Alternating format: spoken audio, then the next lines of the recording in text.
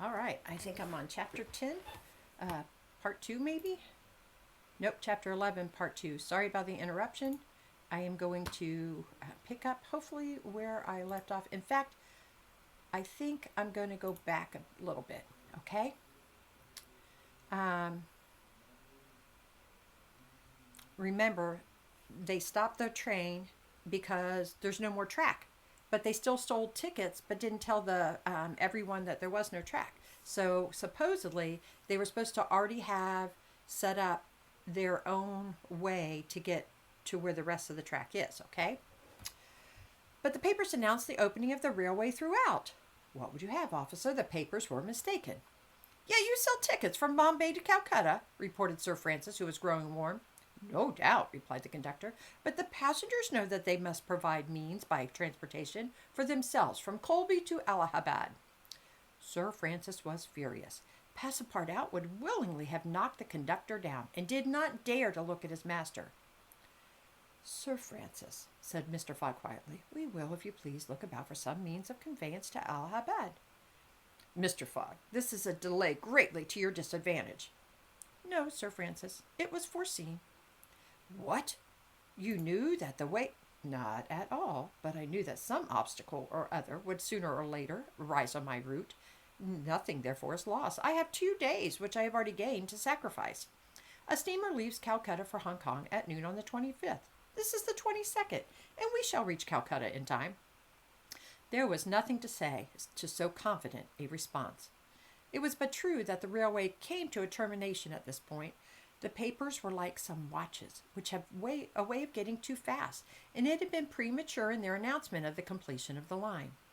The greater part of the travelers were aware of this interruption, and, leaving the train, they began to engage such vehicles as the village could provide, four-wheeled paligigaris, wagons drawn by zebus, carriages that looked like preambulating pagodas, palanquins, ponies, and what not.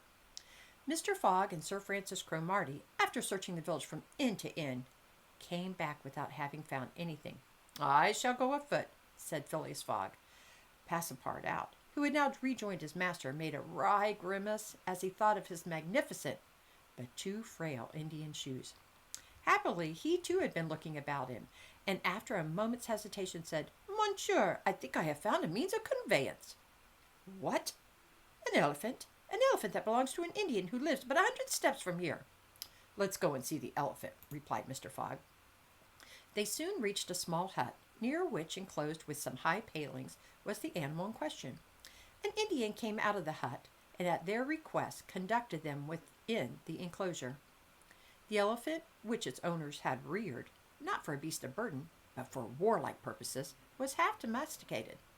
The Indian had begun already, by often irritating him and feeding him every 3 months on sugar and butter, to impart to him a ferocity not in his nature. This method being often employed by those who train the Indian elephants for battle. Happily, however, for Mr. Fogg, the animal's instruction in this direction had not gone far, and the elephant still preserved his natural gentleness. Keone, this was the name of the beast, could doubtless travel rapidly for a long time, and in default of any other means of conveyance, Mr. Fogg resolved to hire him. But elephants are far from cheap in India, where they are becoming scarce. The males, which alone are suitable for circus shows, are much sought, especially as but few of them are domesticated. When therefore Mr. Fogg proposed to the Indian to hire Keone, he refused point blank. Mr. Fogg persisted, offering the excessive sum of £10 an hour for the loan of the beast to Allahabad. Refused. £20? Refused also. £40? Still refused. Passepartout jumped at each advance, but the Indian declined to be tempted. Yet the offer was an alluring one, for supposing it took the elephant 15 hours to reach Allahabad, his owner would receive no less than £600 sterling. Phileas Fogg, without getting in the least flurried, then proposed to purchase the animal outright, and at first offered £1,000 for him. The Indian, perhaps thinking he was going to make a great bargain, still refused. Sir Francis Cromarty took Mr. Fogg aside and begged him to reflect before he went any further, to which that gentleman replied that he was not in the habit of acting rashly, that a bet of £20,000 was at stake, that the elephant was absolutely necessary to him, and that he would secure him if he had to pay 20 times his value. Returning to the Indian, whose small, sharp eyes glistened with avarice, betrayed that with him it was only a question of how great a price he could obtain. Mr. Fogg offered first 1,200, then 1,500, 1,800, 2,000 pounds. Passepartout, usually so rubicund, was fairly white with suspense. At 2,000 pounds, the Indian yielded. "What a price! Good heavens!" cried Passepartout. "For an elephant!" It only remained now to find a guide, which was comparatively easy. A young Parsee with an intelligent face offered his services, which Mr. Fogg accepted, promising so generous a reward as to materially stimulate his zeal. The elephant was led out and equipped. The Parsee, who was an accomplished elephant driver, covered his back with a sort of saddlecloth, and attached to each of his flanks some curiously uncomfortable howdahs. Phileas Fogg paid the Indian with some banknotes, which he extracted from the famous carpet-bag, a proceeding that seemed to deprive poor Passepartout of his vitals. Then he offered to carry Sir Francis to Allahabad, which the brigadier gratefully accepted. As one traveler, the more would not be likely to fatigue the gigantic beast.